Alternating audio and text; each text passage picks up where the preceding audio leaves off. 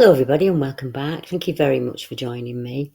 My name is Deborah Hatswell and you're listening to BBR Investigations.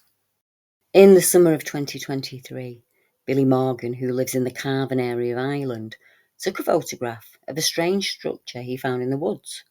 And when he shared it with his daughter, she asked who the strange figure was that was watching Billy from the brush. Carven is a place close to my heart. I stayed there for a long time when I was a young girl, and it's my grandfather's family's original home. They lived in one of the tiny villages for generations before they came to England. Known as the Land of the Lakes, the area has 365 lakes and water sources. Some areas known as Giant's Leap and the Lost Valley. They are as ancient as the land that time forgot. Before Billy caught the strange figure on camera, things had already started to go weird. He'd had an incident with a beech tree when he was out on one of his walks. The situation could have gone very dark, but thankfully Billy reached out to me, and together we came to the best solution for Billy. What you'll hear now is a chat between myself and Billy about all of the events that he's experienced. The thing though, like before it all started, was a thing that happened in January 23. Right. Because the picture was in June. And it was just an ordinary black comb of mine. This one that returned. Right. It disappeared for 6 weeks. And at the same time, my daughter in Ontario, Canada, had a spoon that she uses for making coffee went missing as well. Right. And with a few conversations, decided that that's a very fair type thing to do. There are things that are very unimportant, but you would miss them. So I started leaving out some tobacco, and because that seemed to be one of the things was to make an exchange for the getting comb back. I wish now I hadn't have done that, Right. but did. And 6 weeks later, I got up one morning, normal routine, bathroom, into the kitchen, kettle goes on. I turn around and there's me comb reappeared after 6 weeks gone missing on me breakfast bar. On top of me wickerwork basket, I've got fruit and veg in that I'd only just put new stuff in the day beforehand. Yeah. And there, and I think that was the beginning. That was the calling card. And the black comb is very much in Irish mythology. It's linked to the Banshee, but it's also linked to other things as well. So I think that was it. That started it all. Mm. Mm. And you comb's what you comb your hair with. It has your energy in it. You know, your essence and everything. And it can be used, I was told by Claire in the Fairy Wisdom God, that they used as binding spells as well. Yeah, they can. They can use your hair. They can use just the very breath of you to bind you if they want to. Yeah, yeah.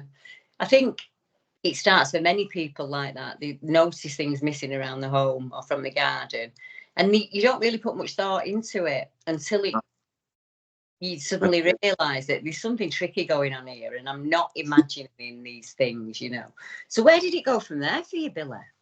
Well, then in April, Friday evening, just an ordinary Friday evening, a lovely evening.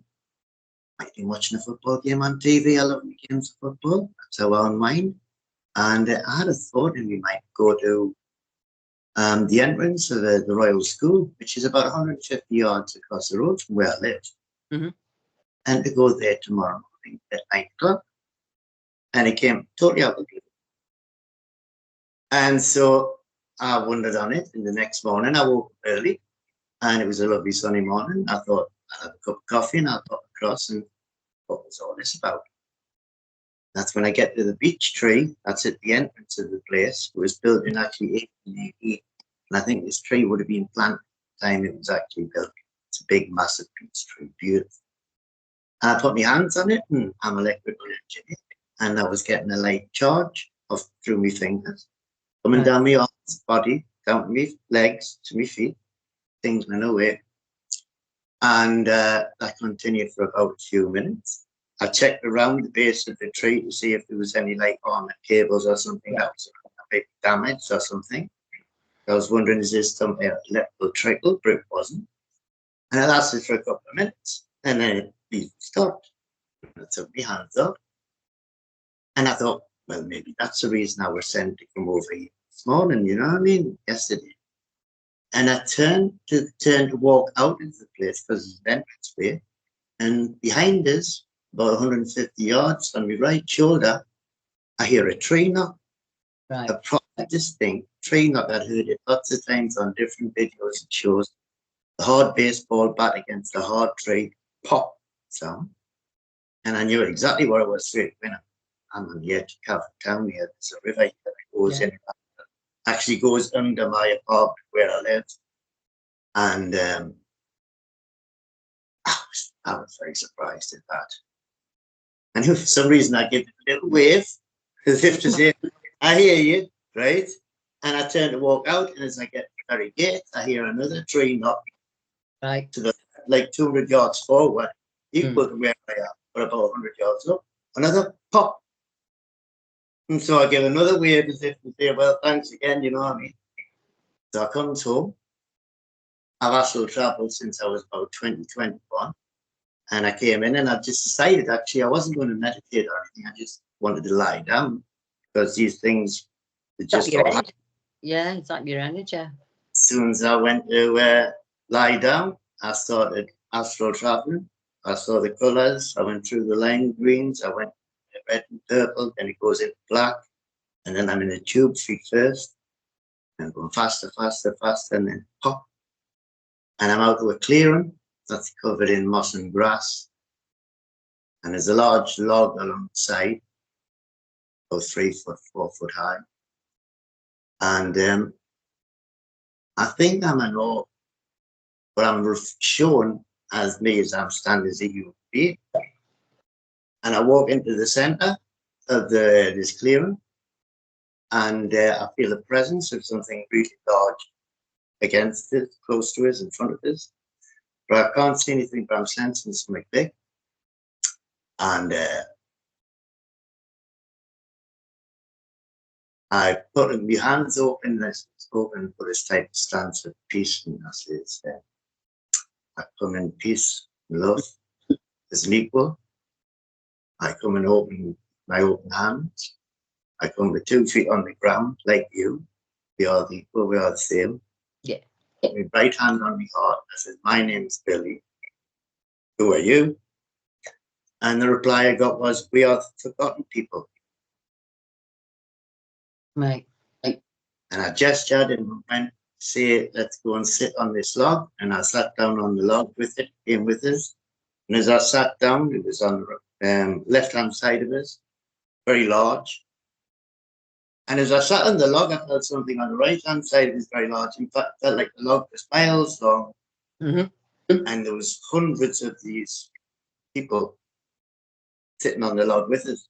And I had telepathic communication with what I believe to be a male. So I can't really give you any reason to think that it was. It's just sense. And he says, we gave you the download of the beech tree so that we could contact you easier and be in touch again. And that's where it ended. I didn't have any goodbyes with them or anything like that. I just then came to lying on the settee and going. I'd heard of things like Sasquatch connections in consciousness and stuff like that.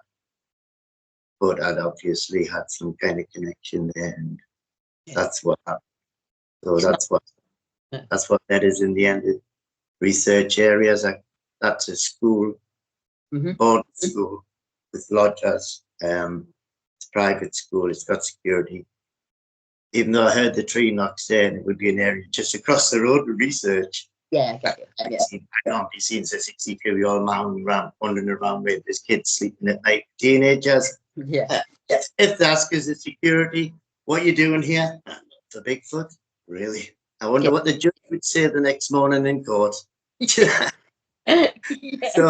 that's a no-no. So I'll have to start researching areas around it. That's where I ended up going down to Coothill and Bellamont Forest. I just want to photograph and finding the TP structure and taking some photos. That was blew my mind. again. It is mind blowing, and as a little bit of validation, it was the same for me. I went to the Woodlands looking for answers, and I didn't really get any. And I heard this really loud, like, it was like a cross between a cough and a laugh. It was like, but it really scared me, so I didn't want to go back in.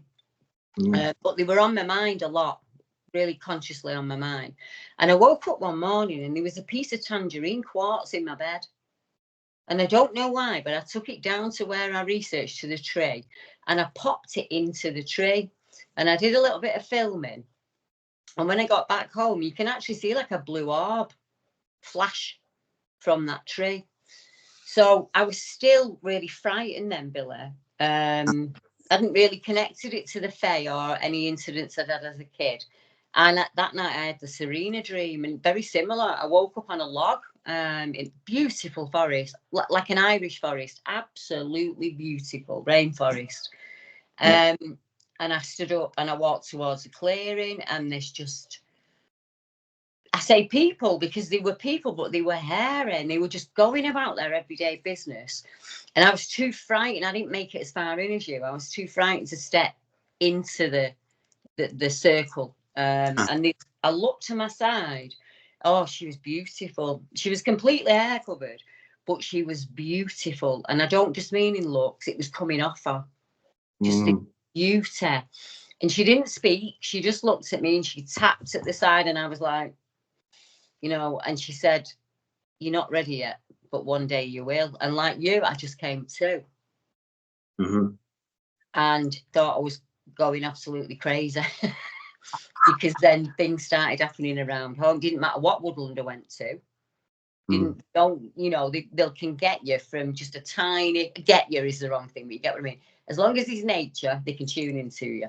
So you can move your research areas if you want to. But for me, I did a silly thing. I started gifting like you. I left some tobacco out one day, and other times I take food down there. And it got to the point there where we were getting footprints that were coming right to the back of the house. It was just, I did a silly thing, but I was just learning back then. I didn't know what I was doing, because that's the way you learn, isn't it? And then it's been forever for me. That was probably about 20 years ago. Well, they're not, the theology, the philosophy is like, it's not just mistakes. It's just lessons to learn. Yeah. And when you do, and you realize that was the wrong thing to do, you should remember it. That's, just take it on board. Right, okay, next time I'll do something different. But that's where you find out. But you weren't taking photographs that day to catch a Bigfoot, were you? You were taking photographs of the structure you'd found. Oh, yeah, I had no idea. It was only when I sent the photos over to the daughter, and she was good at spotting things like, where's Wally? Because I didn't notice it. I didn't see it in the photos. I was just, look at the tree structure, look at the TV thing. What's this doing here? I was still blown away with that. And of course, I then had the experience on the same day, because I went from there and I seemed to be led around the forest. I was picking up, going off the path and go through the trees. And I found another 2 structures that were just mind blowing. 3 different things altogether. One a small hobbit type thing, covered in moss. Right. And one that looked like mud art of 3 different pieces coming in from 3 different parts, and the wall balanced perfectly. Like it'd been set, like you said, when you make an arch, and you put the keystone in. And I've built fabricated things all my work, right? As a electrical engineer, I worked on tokamaks and Cullen in Oxfordshire. And I was blown away how it been, because to me it's highest engineering skills to do that. That was clever. And I noticed it, and I took the video. And actually, when I went back, them areas don't look like that anymore. Yeah. They disappear. If you go down that path and you go off the path and you go down there now, that area looks different now. Right. But that day, it looked that way. And as I came off after seeing the 3rd one, I was coming off the path and smoked cigarettes. And I wanted to check nobody was around. Yeah. So I make my own hand-rolled cigarettes, and I've got me a little metal box like an old gadget does, as I have, you know. And I've got me lighter there, and I tap them, and I'm just up and down the path, and I could see 80 yards in one direction and 20 yards in the other way. I went actually out into the open. I thought, good, there's nobody up. So, yeah. So as I step off the path, and as soon as I step off the path, I go back to the path along it. And instantly as I step there, was somebody behind it. Right. And I could turn over. Just look over my shoulder. And they're right behind us, 2 foot behind us, was this 18 to 20-year-old girl. Right. She had short black hair and metal rimmed glasses. And she had white earphones in, coming on cables in white phone. She had a light blue white blouse and light blue trousers. And she was giving me the daggers for a look, as if to say, get out of my way, you. And she was adding on the end of it, you stupid man. Yeah. And as you know yourself, a certain way a woman can look, can I say, if she was Irish woman, an Irish woman can stop you. And I gave out a little, ooh, right? Yeah. But what are you doing there? I want to have a cigarette. Yeah. Yeah. But steps backwards across the path. I'm not saying a word to her. I bow and put my arm across like an old-fashioned type of way. Your way is clear now, mother. Yeah. Because she had such a dirty look, you know. And off she went. And as I was watching her walk by, she had light blue trousers on and perfectly cut. And I thought, no, yeah. Then I'm going, she's extremely well dressed for wandering around the forest. And then she's going up the bank after a cigarette, but I'm following her out because I need to have a look at her. Yeah, I get you. That area, and it goes to a big open area where there's no trees around it, but it's all grass cut, and she's gone. Just vanished. Now that happened the day that I'd seen the tree structures, and at the time it didn't click with us, but it turned out maybe it would be quite an important thing as well, because I believe she was a she. Yeah. And that path, I had some more trouble up there, and that path's a fairy path. Right, I get you. Yeah, yeah. It's right next to the edge of the lake. In fact, sometimes during the winter it gets flooded, it's that close. And that energy that's there seems to be up the hill is Woodward's energy, and down by the lake, because it's next to a lake, next to another lake, next to another lake, you know, Cavan, 365 lakes in a tiny little county. Right next to the lake, that seems to be fair. Right, yeah, that makes sense. That makes sense. That's where that's. I mean, as you know, the serendipity when you got in touch with me and you said that you were from land of Delates, I was like, oh my Lord, that's where my granddad Jed's from. So they actually stayed there when I was about 11, didn't want to come back to England. I absolutely loved it. Still a piece of me there, I think. And Carvin was the big town for us. When we think about it, you know, it's tiny, isn't it? But that was the big town. That's where we went to get, like, you know. That's where I live now. Yeah. Where I live now. Down and just on the, well, it's on the edges, but it's sprawling a bit. It's getting a couple of hundred old people here and there, but it's still basic centre of town. And all these towns in Ireland, they were built on years. Yes, definitely. And they're exactly now. So if you come there might be different shop fronts and stuff on, but just look up above it, and it's all Georgian and that type of style. You see, that's absolutely beautiful. Absolutely. I was gutted when we had to come back to England. Absolutely gutted, as were my parents and my sister. We were happy there, you know, we were really happy there. And we had to come back for work. There was no other, you know, we never come back. But you reminded me of it so much. I went and looked through my mum's photo, and I've got photos of us at Newgrange. My mum took us to Newgrange. And I've got photos of me next to Celtic Cross. Skin and bones, I look like I need feeding. Well, we're only young. There's only about no wonder you. I want to go back. I said to Mark, I want to go back. I want to go back to Ireland. I found Mary Butter's cottage. As you know, she's my relative. And I found her cottage, and I said to Mark, I want to go back. I want to go back. Yeah. That's well known. Much energy with her, you know. She's a female on my family line, isn't she? And I was so proud when I found her, and I don't know. It was just ace for me. It was like, I was like, Matt, this guy's from Cavan. Well, I think if you ever, whenever you come over here, and I'm pretty sure that's going to happen because I've got a feeling you're a big person. I know you like grounding. Mm-hmm. Get yourself grounded around here. Yeah, that's what I want to do. Give people tingle. And it's strange thing about Ireland, as I mentioned with Claire as well. Like, I had things happen. I was born and raised in South Shields. South Shields got a bit of a reputation for guys and all that type of stuff. It's an ancient town. And parts there were definitely the Vales thing. Mm-hmm. Parts of England and Scotland, I went around Vales thing. I've been on Stonehenge. I've been where the stones are on winter solstice day and actually touched the stones and things like that. I was lucky enough to do that years back. But Ireland, it seems everywhere. Yeah. You could walk down a lane anywhere and you'd have to be checking to see, am I still here? Yeah. It's the land of the fair, as they call it, isn't it? I mean, people don't dismiss it. So, like in England, if you see the fairy folk, people really dismiss it. But in Ireland, not at all. It's accepted. It's part of your heritage, isn't it? So it's like it's part of my heritage. So.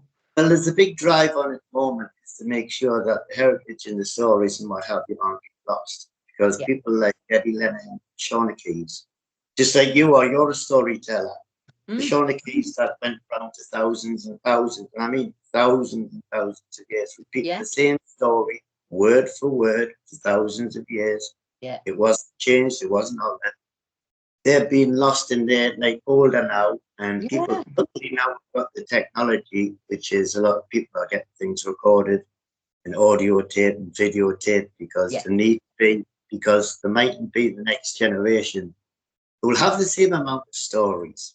Exactly. Is what people do. Michael Fortune is a folklorist, and he just goes to an old people's home, or he goes to where there's pensioners having their once a week trip out and having a meal and stuff.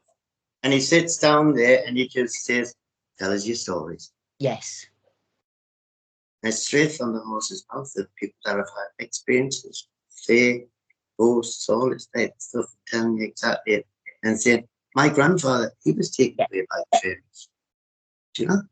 Yeah. And it's the story. I'd love to sit Jed down. I'd love to sit my granddad Jed down and say, right, tell me again. Because I'm an adult now, I'm listening.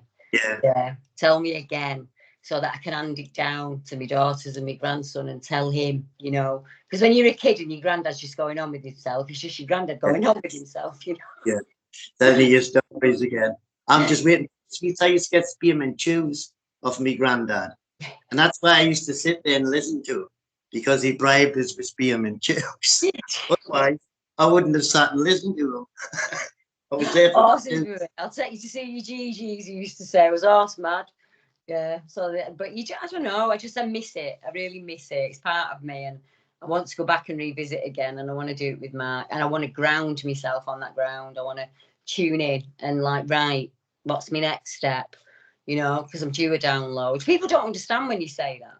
But sometimes when you ground, there's like an electric current that goes through you. Yeah. You connect to that earth again. And I think that's what that log is. When we lie on that log, me and you, that's what you're doing. You're soaking up that energy of them, aren't you? And then you can see them. You can communicate with them, you know. And that's seen as jiggery pokery. But back in the old days, that was completely natural. They understood that. They understood all about energies and the energies of the earth and the stones and what have you.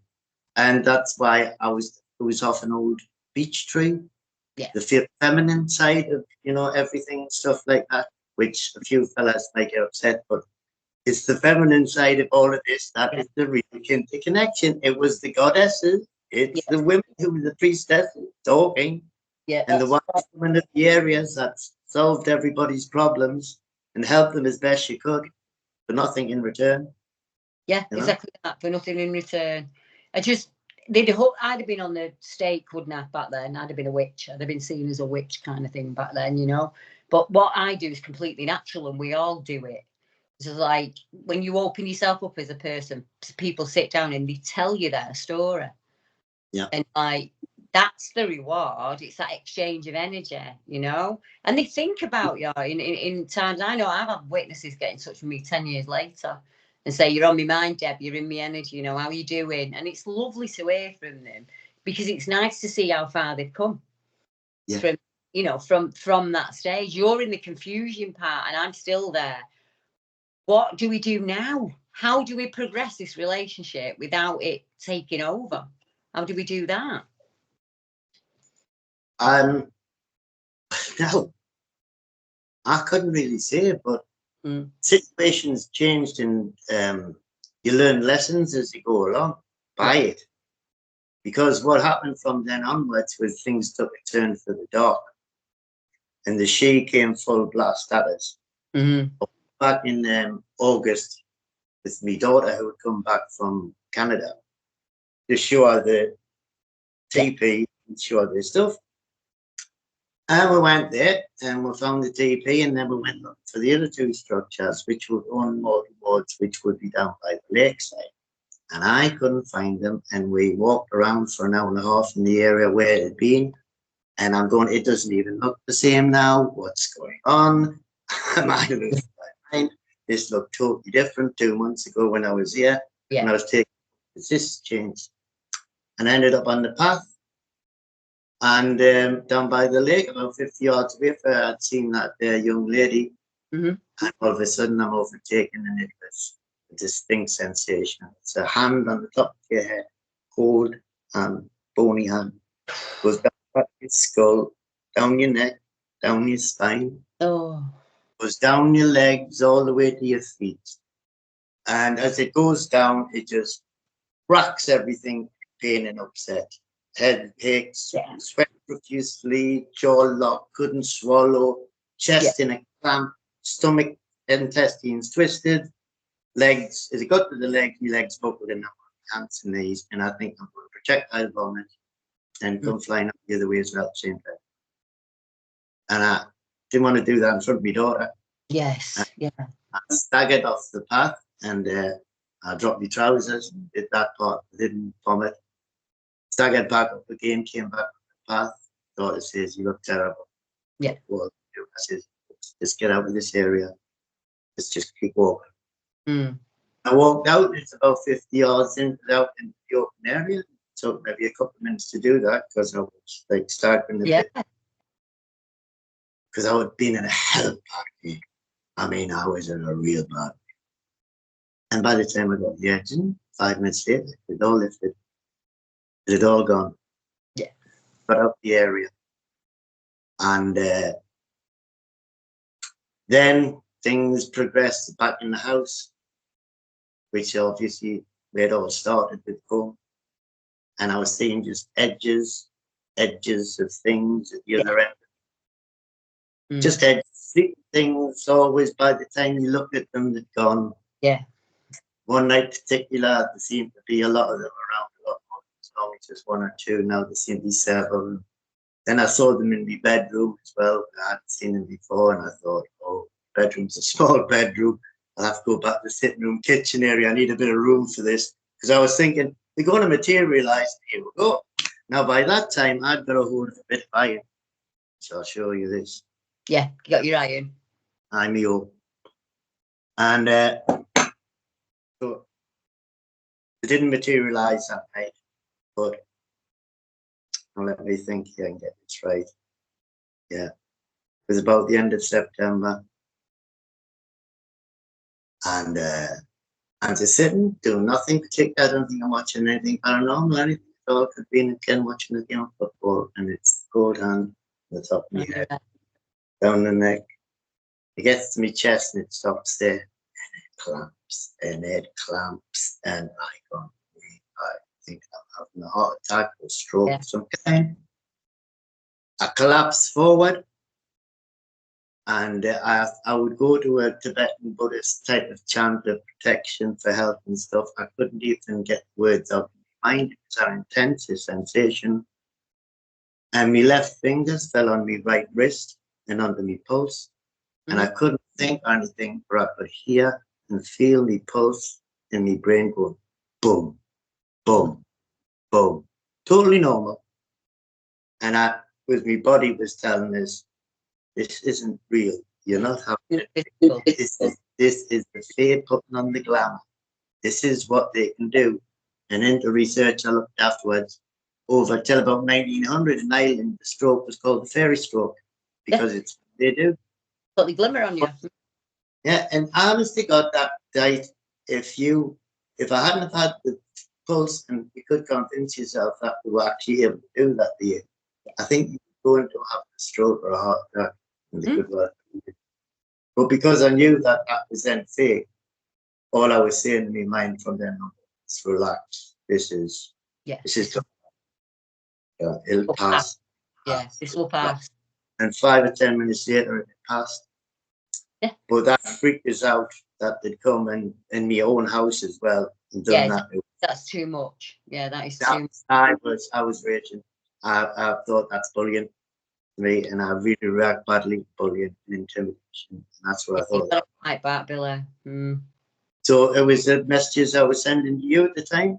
And thank you so much for the great advice you gave us. Honest. No. I'm flying now, and if it hadn't been, I just needed it straight to the point as well, like you said it. He gave us 2 options. He says you can do one thing, you can walk away from the subject, stop researching it, go into sweetness and light, leave it alone, and in a few months' time it'll calm down. Or B, you're going to have to fight. And I thought to myself, great, now I've got the options, I know exactly where I am now. Yeah. And the option is going to be, I'll go easy on the fear research, that's for sure. Okay, I can do that. But the wood wars, the Bigfoot, whatever, no.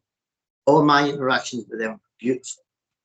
Yeah. Were beautiful with light and love and energy, really fantastic. And I go, no, there's something else going on here.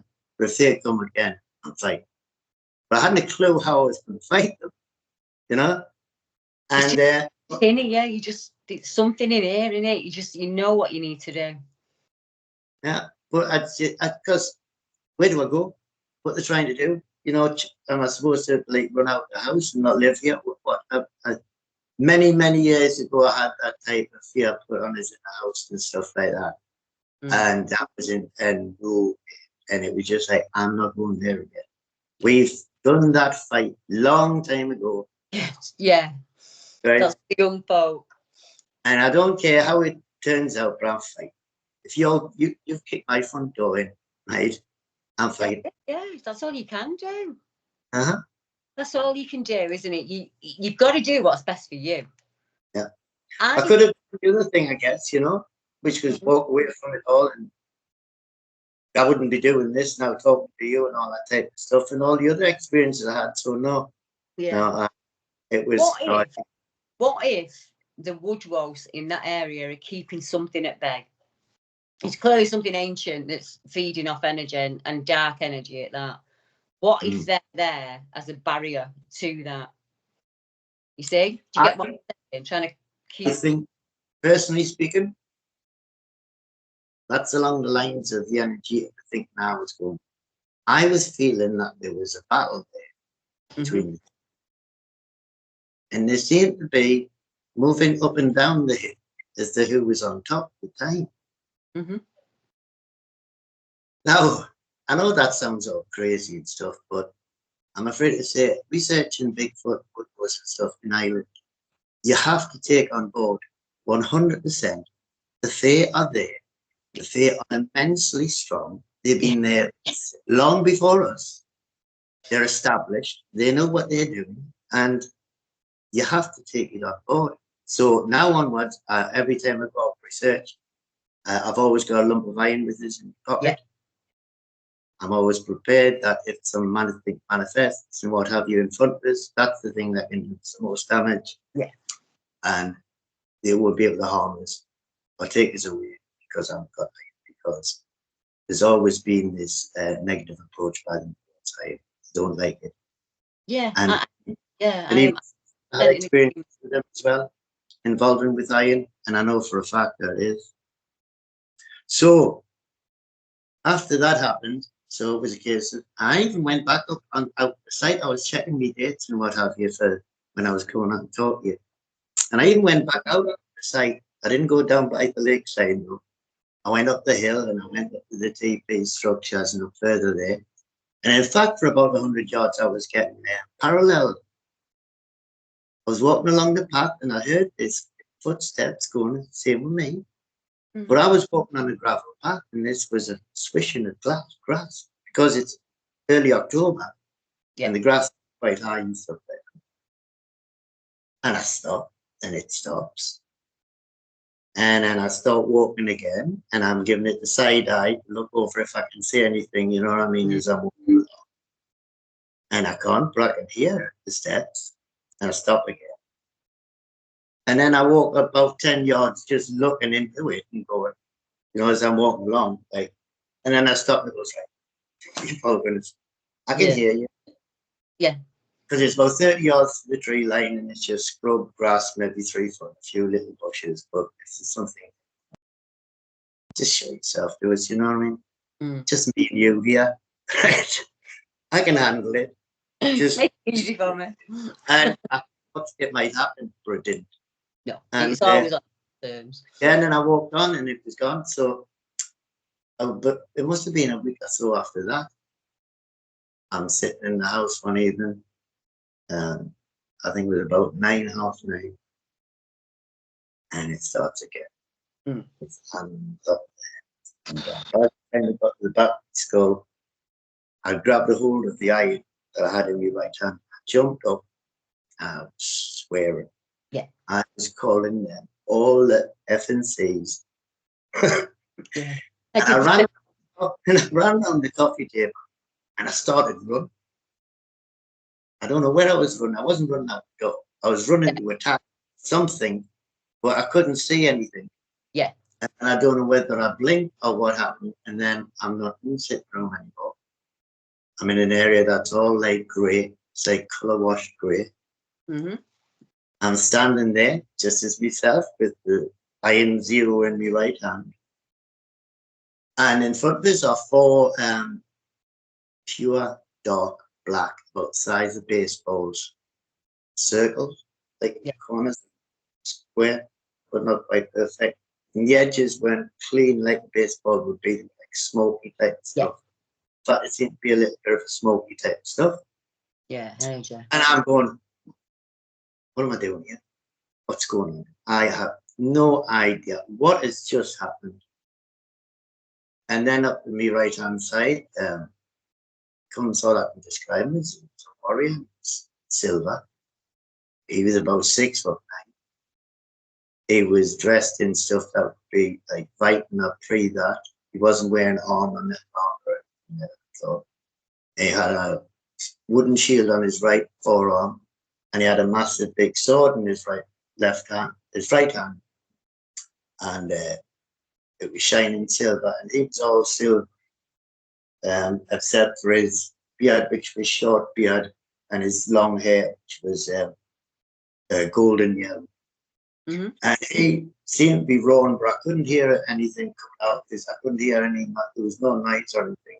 And he went running past us, and with a sword, he cut the first one, the bottom right hand one. The sword went through the middle of this ball thing, split into 2 little balls. They seemed to fizzle and get smaller and disappear. Yeah. And the sword went across, and then on the back stroke, he cut the other one in 2, and that fizzled and disappeared. And he went running off. I think he was chasing after the other 2 balls. And I just went running after him. I don't know why. He seemed to be in charge. And this was what it was. And I just started running after him. Mm-hmm. And I woke up the next morning lying on the top of my bed. And my head was totally empty. In fact, even the memories of that thing that happened in the sitting room when I came back a couple of days afterwards. But I walked around the apartment after switching the kettle on, and the whole place seemed empty. Yeah. It was just like the day I got the keys for it, and I walked in and nobody had lived here for months, and it's just an empty place again. Mm-hmm. And my mind just went, well, I'm just relieved because whatever was going on here feels like it's all been flushed out. Yeah. And the place is clean. And it's been that way till now. It feels the same way now. It feels nice and clean. Touch wood, you know, because things can change. Whoever he was or whatever that was, and even what those 4 black balls of negative something, I don't know or what they show themselves as, but it's just not. It's a lesson for you, Billy. That's what that is. He's teaching you how to. Do you know when the hand hits you on the back of the head and you start to feel that feeling? I want you to think about him and his sword, and I want you to do what he did in your mind, because he's you. He is you at your absolute energy base, and he is getting rid of negative energy for you. For me, I shrink it to a ball. I shrink it right down to a ball and I disperse it and it's gone. Yeah. Right. Okay. We are, how do I explain this in the easy? Right. We are our ancestors going all the way back in time. Those thousands of people are in you, and he is you and you are him. And he's taught you there how to slice up, slash, demolish, whatever you need to do to dissipate that dark energy. Mm-hmm. So going forward now, you're going to meet other people who are saying to you, it's all going negative, I don't know what to do. And you give them what I gave you. You've got 2 choices. You either leave it behind you now and you walk away from it for good, or you take control of it. Mm-hmm. You're in the driving seat, and what happens from now on is you. And they will have a similar dream or experience where they will meet. People call it your guide, don't you? But he's not separate from you. He's you. So my Sarah, when I need Sarah, she's my great, great, great, great gran. I think of her and I know what to do. So he's kind of put the sword in your hand. You know, you said I don't know run after him. You didn't run after him, you were running with him. Yeah. Oh yeah. Yeah. To a conclusion. So he's shown you in the most visceral way that he can. Because let's be honest, the ancients were visceral. There was no PC back then. If something was about to harm you, then it got sliced in half.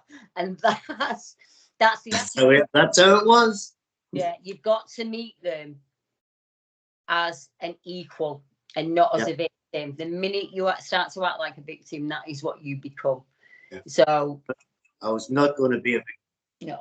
So you flipped it. I mean, you've done it. There'll be dark times again where you have to call. Oh, yeah, absolutely. But I can fight it now because I've got the confidence now. It's annoying now. It's annoying. If the shit hits the fan and things get serious, so gonna. Yeah, that's it. That's what it gives you a confidence, doesn't it? So like people will say to me, how do you do it? How do you go into a woodland and you know that there's been a cryptid in there? Because he can't hurt me. He can't harm me. He can't do it. And if it's a woodland, he's not going to try and harm me. He's going to try and protect me. You know, it's what I do. Just leave it with me and let me do what I do. You know, you can't teach it to everybody. You've got to be like you. You've got to be open to it. You know, a lot of people poo-poo it like, oh, I'm not interested in any of that side of it. Well, then you're a fool. Yeah. What have I got? What have you got? You know, all you've got is experiences on the most case. You might have the occasional photograph of some kind of thing, you know what I mean? Or maybe just follow up photographs of the area.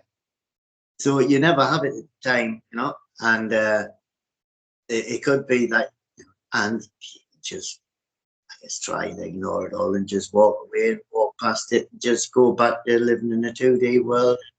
Yeah. That lot exists. Yeah. You'd drive you crazy. You'd have been like a bear in a cage.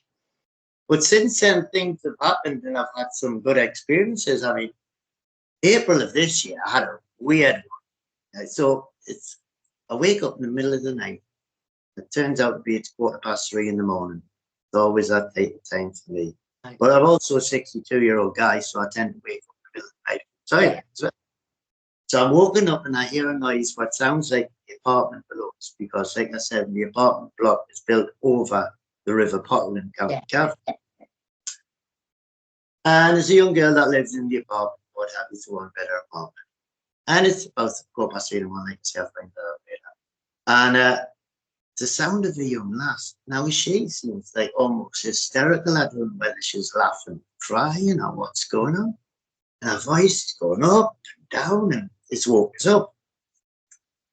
And we're waking up, and I hear this, and I thought, oh, well, I'll go and use the toilet. So I go and use the toilet. There's no clock in my bedroom, but there isn't a passageway, and I've seen the time at 3:15 in the morning. So I'll give it 3:15 in the morning, get woke by somebody having a few drinks, you know what I mean? But I've been pissed myself, and I probably annoyed lots of other neighbours when I was doing that. So I'm going to cut them slack. Yeah. So I goes back to bed, lie down, and the noises stopped. And I thought, oh, great, I'll say that she's gone out, what have you. And I'm just falling off to sleep. A couple of minutes later, and I hear the girl again. But this time, she was outside my bedroom window, which would be her window outside. There's 3 white birch trees there, and there's a cherry or ornamental cherry tree there, and a few shrubs around outside the apartments. And it sounds like they're outside on the ground, outside the apartment now. And her voice is going up and down, but I can hear the words now. And it's in Welsh. Right.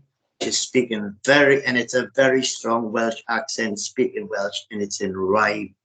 It's in like 4-line rhymes going up and down. And then there seems to be a male voice saying 3 or 4 words in Welsh, but very common type of voice, And then I'm hearing that now. That's really strange. But I'm not clicking on anything paranormal. I'm just thinking this is a human, drunk human outside the window. And she happens to be Welsh. And then she seems to be moving away, but maybe about 10, 15 yards away. And I've got finishing wooden blinds in the bedroom, and the blinds are flat down. So I get out of bed, and it goes off, and I pick still there. Just look up one of them. And she's got a bomber jacket type thing on, but it's a very woolly bomber jacket. It's like Aran wool colour, just off white. Very woolly. She's wearing tight around her waist jeans, going down long flared jeans. And I hear her voice going up and down, almost hysterical, pleading at times almost, and in rhyme. Oh. And then I see him, and he comes into sight, and he is small, he is thin, he is jet black. Right. He doesn't seem to have clothes on other than something like a baseball cap. Yes, and he's black shadow. He's just pure black. There's plenty of lighting off the street showing her in ordinary light, but he's just like black shadow. And as soon as I saw him, the blind went down, and I went, I don't want to make eye contact or anything with this. Yeah. I went and just lay back on the bed.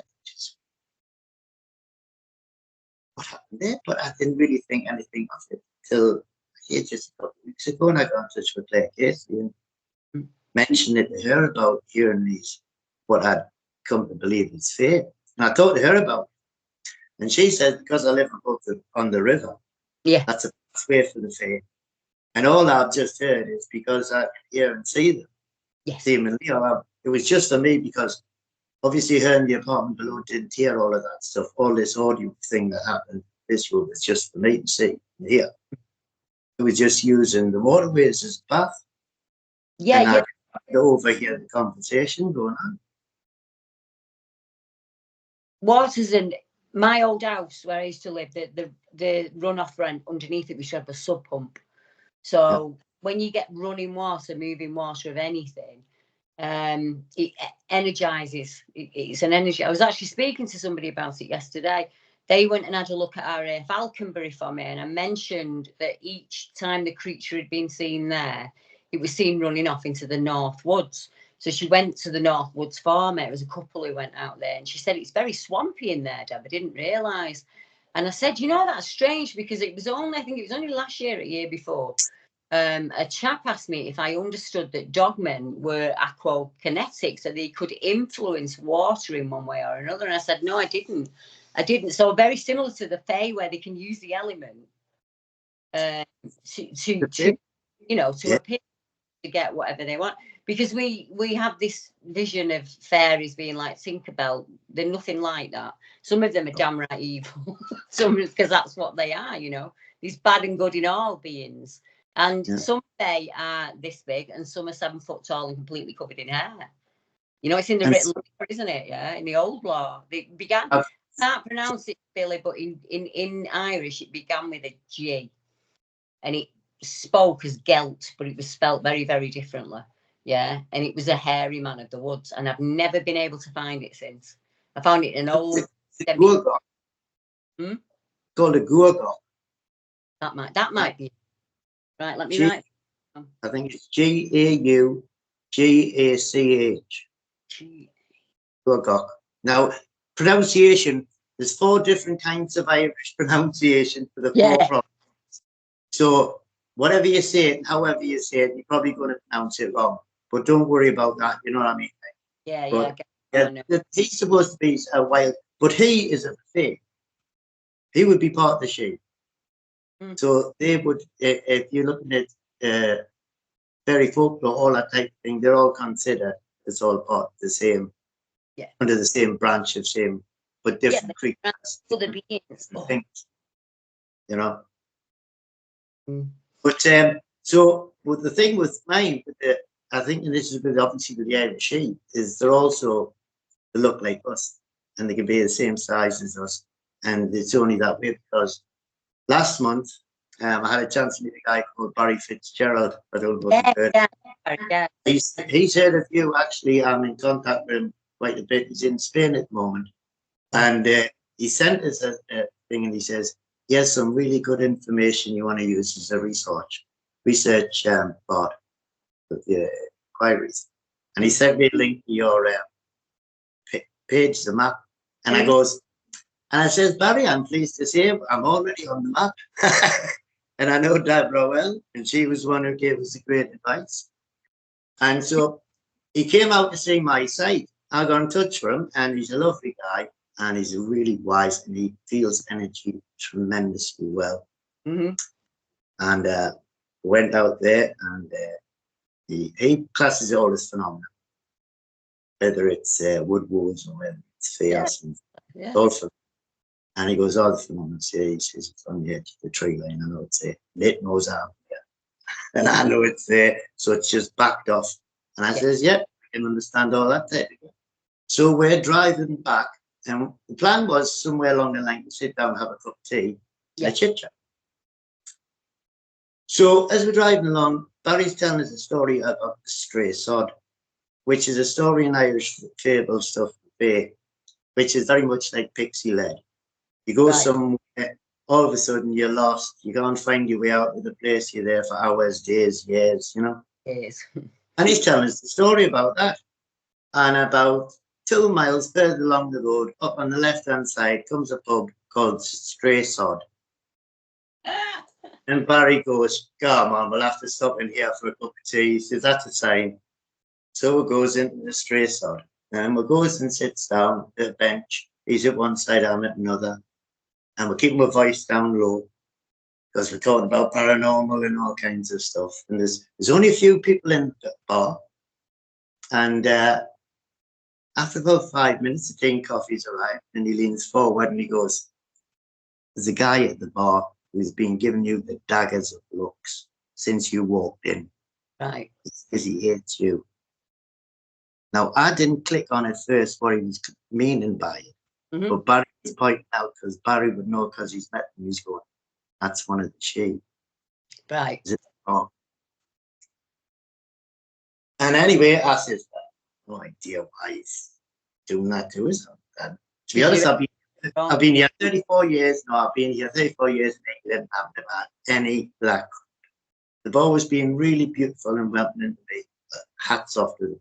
They could have been, went all lovely and always out.